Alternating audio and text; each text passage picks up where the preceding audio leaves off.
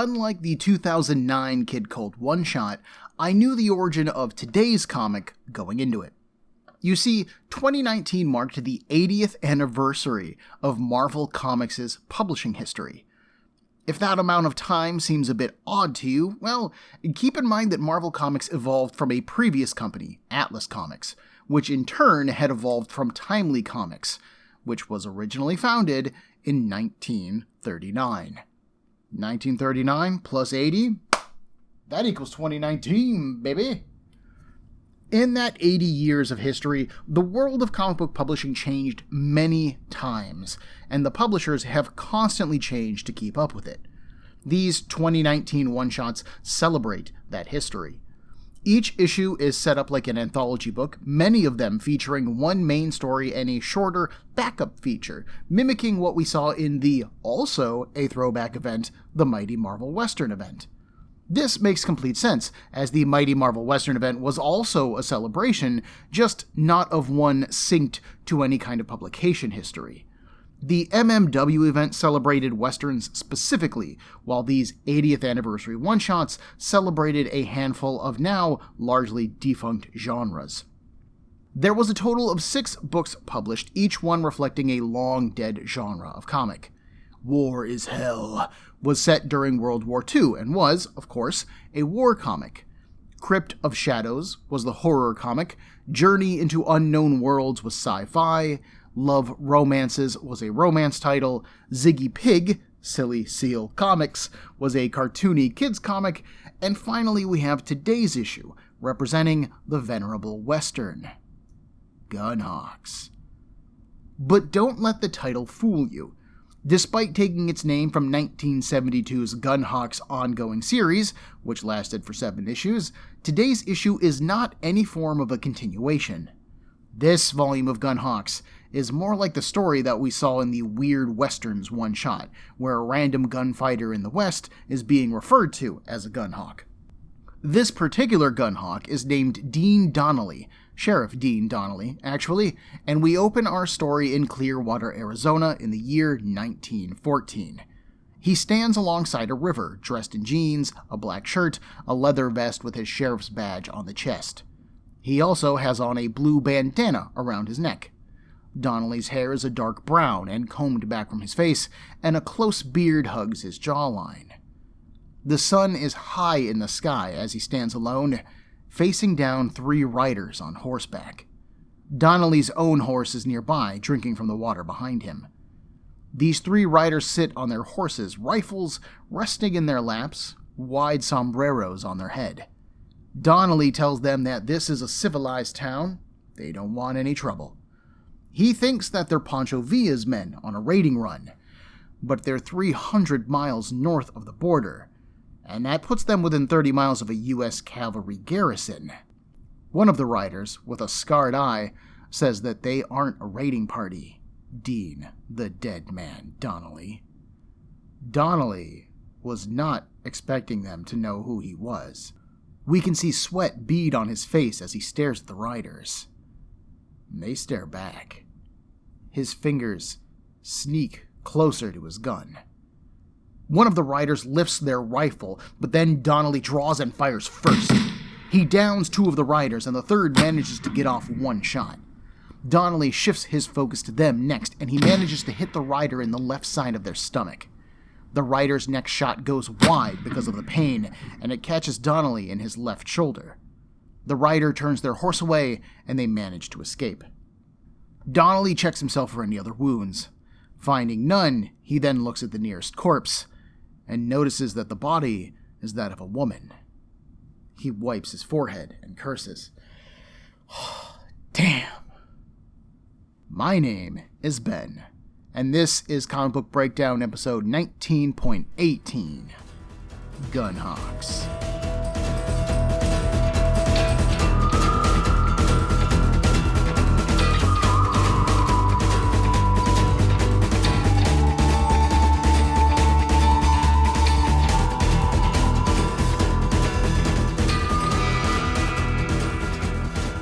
Right away, authors David and Maria Lapham get things moving, and I love it.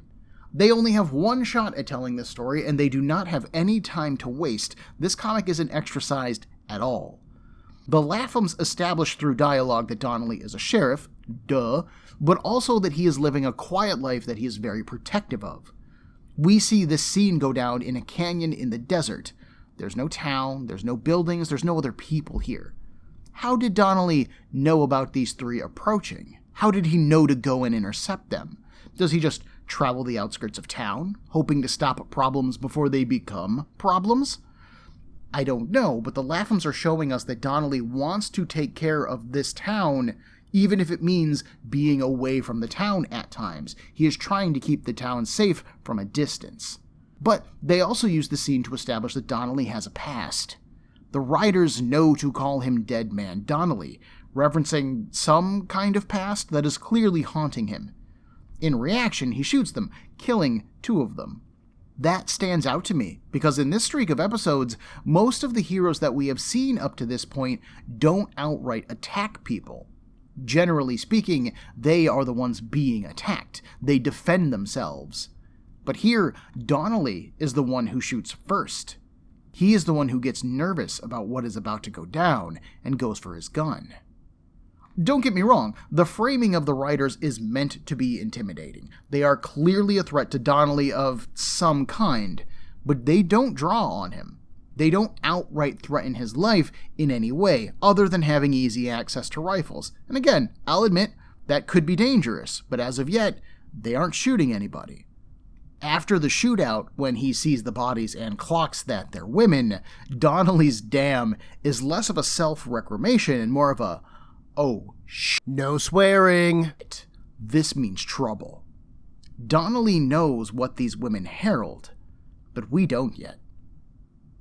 The art for this comic was by artist Luca Pizzari and colorist Neeraj Menon and Rachelle Rosenberg, and I love it. Pizzari's line work reminds me a bit of Matteo Scalera, and I mean that as a compliment. That is a good thing. His line work is solid with delicate inks and scratchy areas of shading. There's a finished roughness to his line work that really brings the dirt and heat of the American West to life. You can feel the sweat in this environment. Pizzari also has some nice, quiet moments of acting, though. When we first see Donnelly confront the writers, there is a small rock behind his back, and his hat is resting on it. This immediately tells us that Donnelly didn't rush out here to confront these women. He was sitting here, he was taking a break, he was resting. He took his hat off, and he was having a quiet moment to himself when they rode up on him. It would imply that he was waiting for them. But why? Anyways, as much as I enjoy Pizzari's artwork, I think that the coloring in this book is what elevates the look of it. Menon and Rosenberg use a lot of browns, oranges, and yellows to fill out the backgrounds or to highlight the sun in the bright white sky, but it all perfectly complements Pizzari's dark inking. I can't help but think of Two Gun Kid and the Sunset Riders' bland, muddy colors, or the coloring on Zimmerman's Rawhide Kid and how plain and dull it looked. This book, from a coloring perspective, is just gorgeous. It is one of those books that looks better than real life in terms of the colors and the vibrancy and how much everything pops. Just, ooh, beautiful coloring. Again, I really like the line work, and as someone who typically draws with a sketchier style, I really kind of connect with Pizzari's line work and the way that he draws, but the coloring of this book is the real star for me. One final note before we get on with this issue. When Donnelly shoots the writers, the gunshot wounds are explosive and messy. A lot of the time with the previous comics we've talked about, a bullet impact would barely be shown on the page, or it would only be shown in the body language of the wounded character. Like when Kid Colt got shot, we saw no blood from the impact, just his body twisting as he fell off the horse. But here, Donnelly's first shot hits a writer in the chest, and her chest explodes in dark blood. The gore of this makes the book feel even more dirty and gross than even something like Blaze of Glory or Apache Skies. It also indicates a tonal change from our older westerns where things were a bit cleaner and a bit neater. Here, in this particular one-shot, things are darker. They're messier. There's a undercurrent of suffering and pain in those moments. That is some grim stuff for only 4 pages. Nah, I love it. That's 4 pages of economic storytelling. Whew! Woo, that's good. We cut over to the actual town of Clearwater now, which is bustling with activity. We can see train tracks being laid by workers, water silos line it every 50 feet, and a nicely well-built-up main street, complete with a telegram office, a saloon, a restaurant bragging of fine dining, and some kind of leather worker or leather shop. Donnelly ignores all of this, flying down Main Street on his horse, passing by the mayor, who is bragging about the city to a reporter. He even brags about his sheriff, Dean Donnelly, who single-handedly cleaned up this once-a-one-horse town. The reporter asks if Donnelly's the same man who fought in the Mexican Revolution, but the mayor can't confirm that. Donnelly is no braggart, giving us a hint about his reaction to those riders. We now know that Donnelly might have fought against Mexicans, which could explain why those women wanted him dead. And when the mayor says that he is no braggart, it indicates that Donnelly doesn't like to talk about his past. Whatever happened in Mexico, if it happened at all, is something that he is not proud of.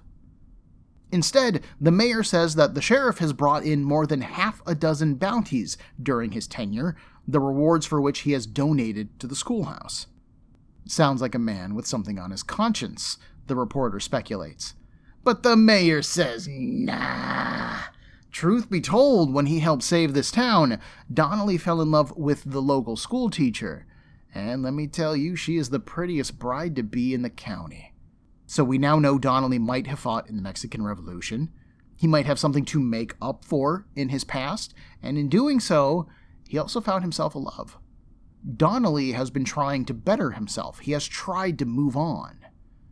But the past has come haunting him in the form of these riders, and one of them is still on the loose. Donnelly stops by the Hotel Menon. He asks the people inside, "Has Colleen gone out yet?" She did, and he now rides to the sheriff's office. He asks his deputy, Jacob, if he escorted Colleen to the ranch, and yeah, just got back. Jacob holds up a beautiful chocolate cake, adding that she wanted him to bring this out when he went. But Donnelly completely ignores his deputy. He orders Jacob to gather a posse and search the trails to the south. He ran into 3 bandits while he was out there. The bodies are still there, actually, but a 3rd escaped. There could be more of them, and he isn't willing to take any chances. Donnelly then rides out to his ranch, which is a nice blue house with a clean white trim. There's no sign of Colleen. He climbs off of his horse and draws his gun, wincing at using his wounded arm. He moves inside, shouting for his fiancée, "Colleen!" And she comes round a corner carrying a bucket and rags. "Well, howdy, stranger," she says. "I was beginning to think you weren't going to show." Colleen is a redhead with long hair tied back in a bundle. Freckles dance across her nose, and her dark eyes smile at her future husband. She's perfectly fine. Donnelly sighs and pushes his hat back. Oblivious to the danger, Colleen asks if he brought the dessert. But Dean is already back out the door, scanning the horizon. "What?" he asks absent-mindedly. Colleen walks over to him, explaining about the cake and how she was hoping it would entice him to come out to the ranch, but then she notices the blood running down his arm. We jump a beat. Donnelly now sits on the steps of the house, his gun drawn, and his attention on any approaching threats, while Colleen removes his shirt. He doesn't like her out here alone, but she argues that they need to get the house ready for them if they're going to live here after the wedding. But what if they didn't? Donnelly asks. He turns, begging her with his eyes. Maybe they should go east to Chicago, or maybe Philadelphia. Colleen can tell that something is wrong. Donnelly is white as a sheet, and it isn't from blood loss. Donnelly looks out over the surrounding canyon walls, and he sees a skull in the rock formations. Smoke billows above it. As Colleen returns with a shirt, tearing it into bandages, Donnelly starts to explain. He was ambushed by 3 soldaderas, the kind he fought against in the revolution. The women? She asks. More like demons, he replies. She knows that he has a past. She knows who he is right now, and that is the man that she loves. Well, Donnelly used to be a gun for hire, and during the revolution he signed on with Presidente Huerta's military. He and a dozen men were sent to a small town near Coahuila, where they had heard that Pancho Villa was hiding. Villa wasn't there, but things got out of hand. And then things got ugly. In flashback, we are shown women defending children as they are shot down. Donnelly pauses in his narration, and Colleen rests a gentle hand on his. Afterwards, the soldaderas, their faces painted like skulls, burned everything in their way and killed everyone they encountered until they hunted down each one of the 12 men. Except for you, Colleen says. Donnelly doesn't expect her to come with him, and here she tells him to shut up, and they kiss. Once they separate, Donnelly has a plan. He's going to have Jacob take her to Phoenix. He'll wrap this whole mess up, and then he'll join her as soon as he can. Naturally, Colleen isn't a fan of this, and she tells him to come with her. They can both just go now. But he won't do it. Donnelly took an oath to protect this town. If he runs now, the soldaderas will burn Clearwater to the ground and kill everyone there. If he lets that happen, then he's no different from the man that he was in Mexico. They ride into town, and Colleen goes to Madeline's to pack her stuff. The mayor and his reporter try to stop Donnelly for a quick interview, but he doesn't have the time. Thankfully for him, Jacob interrupts, shouting that he's found them. About 40 or 50 of them, men and women, up at Widow's Point. Donnelly orders him to set up some wagons across the road along with a firing line. Get all of the women and children to Maddie's. A gunshot interrupts him, hitting Jacob square in the chest. As he falls, Donnelly twists, draws, and opens fire. He misses his attacker, the single soldadera from the start of the issue, and she returns fire. The sheriff runs towards her, shouting for them to get a barricade up. Donnelly follows the woman into a barn. He shouts that he's already sent word to the U.S. garrison. She doesn't have to do this. He'll let her leave if she tells her people to stand down. But she shouts back that this only ends one way. He is the last of the 12. We see blood splatter on her feet. Donnelly says that it was just a job. He was hired to be a soldier, and he just did what he was told. But his defense is half-hearted, and his stuttering proves it. At the edge of town, we see the mayor leading teams of people and setting up the wagons. Shortly after they're done, an army on horseback comes thundering towards the town. They are armed to the teeth and ready for blood. As they begin to open fire, Donnelly is distracted by the gunshots. This allows the soldadera to jump from the shadows and fire, catching Donnelly in his left side. His return fire hits her square in the guts, dropping her in a pool of blood. She uses her rifle to push herself to her knees. "It was a job?" she hisses. "You are worse than any of them," she says. "He believes in nothing." Donnelly, despite his wound, is still standing. As she speaks, he approaches her, his gun ready. His thumb rests on the gun's hammer, but he does believe in something.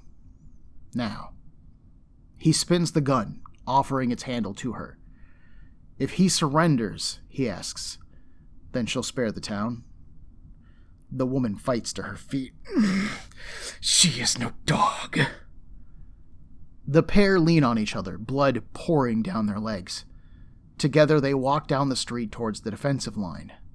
The woman pulls a tattered piece of red cloth from her waist.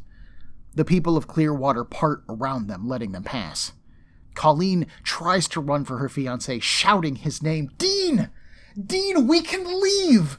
The reporter holds her back, and her struggling knocks his notebook out of his pocket onto the blood-stained ground. As the pair exit the town, the soldadero holds up the cloth, and we see the attackers lift their guns into the air. Successful at last. So ends the ballad of Dead Man Donnelly. We've had bummer endings before with some of these Western comics. Almost the entire cast of Blaze of Glory died by the end. Apache Skies ended with Johnny Bart disappearing into myth to the point where the narrator wasn't even sure if he lived or died. But none of those other comics have felt so powerfully tragic as this. It's a good tragedy, though, right? I would argue that it is. This story presents itself as Donnelly defending Clearwater, protecting his fiancée, trying to stop an incoming threat. But underneath all of that, at its core, this is a story about Dean Donnelly redeeming himself. It's about him being confronted by his past, quite literally, and choosing to make things right. It costs him a beautiful future, it costs him his wife, and ultimately it might cost him his life. But he does save Clearwater and the woman that he loves. He has truly grown since his days as a gun for hire. Dead Man Donnelly might end up living up to his name, but when he does, he will die a hero. And as sad as that is, it's a good thing. Ordinarily, I would complain about authors Lapham describing what's happening in the book 3 times. After all, we see the Soldadera attack, then Donnelly tells Jacob about it, and then he tells Colleen about it. This is a regular length comic, like I mentioned. We have limited page space, and repeating what we already know is a bit of a storytelling sin for me. But Lapham needed Donnelly to tell Jacob so that he could scout for the Mexican fighters and then come back with his warning. Similarly, Donnelly had to tell Colleen what happened, as a lead-in to explaining why they were being attacked and why he wants her to leave town. Having now read the entirety of the story, we also have a reason as to why Donnelly was waiting for the women. He wasn't. I just misinterpreted the moment.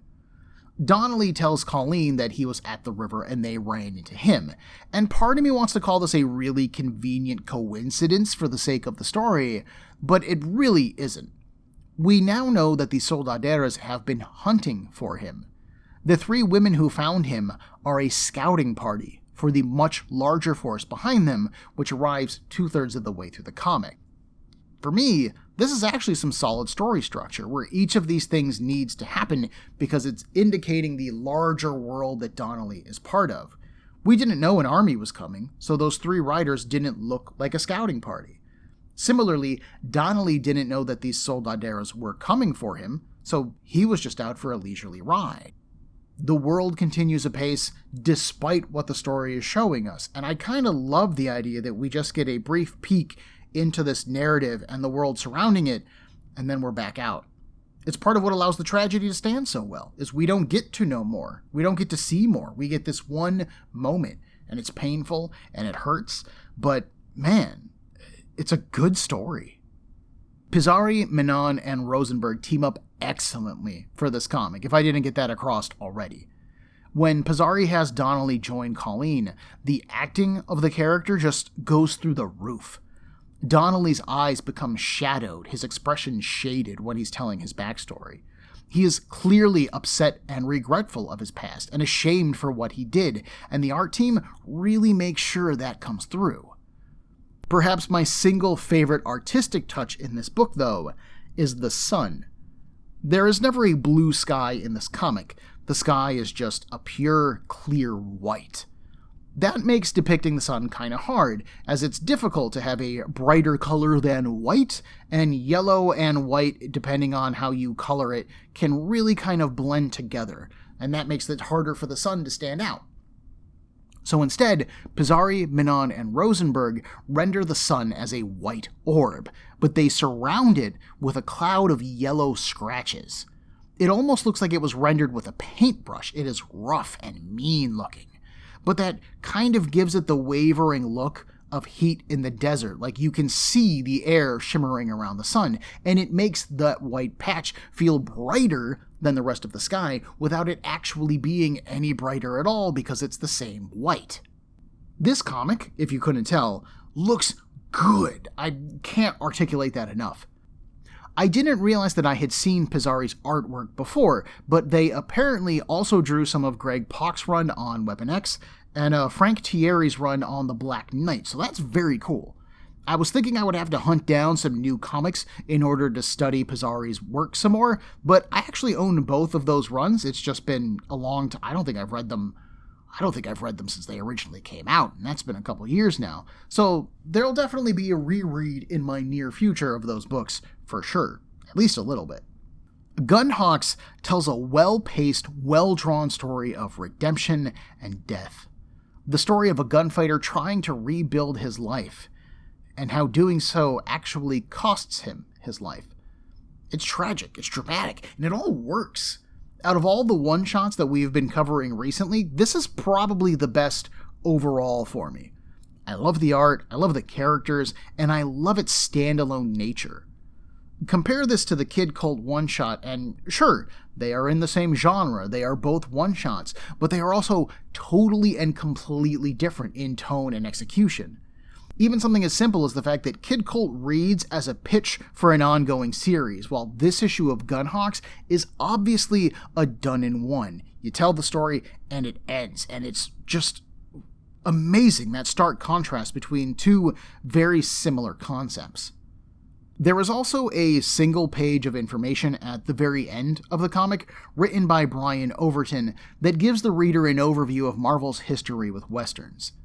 There's one of these at the end of each anniversary one-shot, and it's a good way of teaching the audience a little bit about comic book history. When I started to read up on Marvel's history in general, I was super surprised to learn about how Westerns was such a big part of it, and I only learned that by doing outside research, partially to some degree for the podcast. So I love this page. If I was a casual comics reader and I happened to buy this issue because it looked cool on the stand, I now get a history lesson with it too. I love that. It is then followed up by a cover gallery, denoting 5 covers of different Westerns, each one important in its own way. We have Marvel Comics number 1, which featured the Masked Raider, a Western hero. Next is a Kirby-covered Gunsmoke Western, issue 58, featuring Kid Colt, the Rawhide Kid, and Wyatt Earp. Then there's 2003's Rawhide Kid Max series by Zimmerman, and we've already talked about that one already. And then we have 2 series that I'm actually skipping for this breakdown. 2015's 1872, and it's kind of a sequel series, 2016's Red Wolf ongoing series. I'll talk more about those books in our wrap-up episode and why I'm not covering them now. I don't want to get into it. We're going to get there. I acknowledge that they exist, I just didn't want to cover them here, and I'll get into why. Again, for me, this is a cool way of showing Marvel's history, but for someone who is less interested in the reading and maybe more interested in the art. All of these covers are very striking, and if I have any complaint about this page, it's that they're all presented to us pretty small. It's hard to glory in the artwork of these covers when they're all as big as like 2 postage stamps. Like, it's just not very beautiful at all. Next time, we have one final comic to cover in this streak of episodes, and it was a surprise even to me. Much like the Team X Team 7 crossover graphic novel for the Maverick episodes, this book came out of nowhere during my research, and I'm stoked to finally read it. I've had this for a couple weeks now, and I put off reading it until I was going to write the episode, so it's all fresh and brand new for me and for you folks. Join me in a week for Comic Book Breakdown episode 19.20, The Punisher, A Man Named Frank. Everyone, there are a million podcasts vying for your time and attention, and I'd like to thank you for listening to mine. If you would like to get in touch with me to share a concern, request a series, compliment me, berate me, whatever you like, send me an email at cbbreakdown@gmail.com. Otherwise,